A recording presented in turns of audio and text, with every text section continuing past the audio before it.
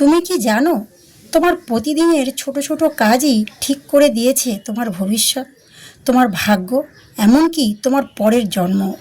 ধর্মের নামে যা করছো, যদি তা সত্য না হয় তবে তুমি নিজেকেই প্রতারিত করছো।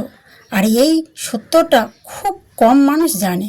শ্রীকৃষ্ণ বলেছিলেন, মানুষ মন্দিরে নয়, নিজের কর্মের মধ্যে ঈশ্বরকে খুঁজে পায়। কিন্তু আমরা কি সেটাই মানি?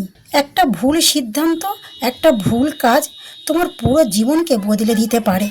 বন্ধুরা, আজকের এই গল্পটা সেই সত্যি প্রকাশ করব।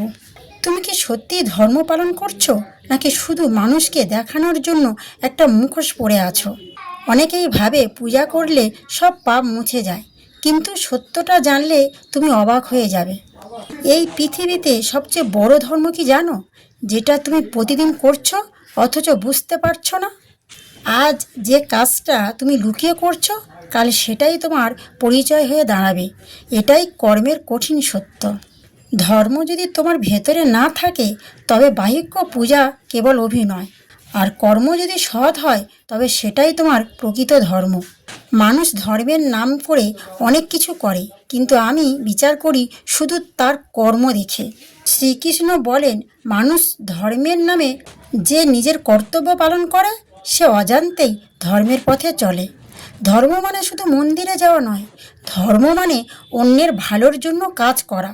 কর্মহীন ধর্ম অন্ধ, আর ধর্মহীন কর্ম নিষ্ঠুর। তুমি কি বলেছ তা নয়, তুমি কি করেছো সেটাই তোমার পরিচয়।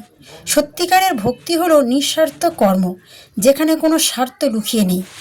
যে অন্যের কষ্ট বুঝে সাহায্য করে, সে হাজার পূজার থেকেও বড় ধর্ম পালন করে। তোমার কর্ম তোমার ভাগ্য গড়ে, আর ধর্ম শুধু পথ দেখায়। ধর্ম আর কর্ম আলাদা নয়, সৎ কর্ম প্রকৃত ধর্ম। শ্রীকৃষ্ণ আরও বলছেন, ধর্ম আর কর্ম একে অপরের পরিপূরক, কিন্তু বাস্তবে সৎ কর্মই ধর্মকে প্রণাম করে। তাহলে বন্ধুরা, আজ এখানেই শেষ করছি। আর গল্পটা যদি ভালো লাগে, চ্যানেলটা সাবস্ক্রাইব করবেন আর কমেন্টে লিখবেন জয় শ্রীকৃষ্ণ।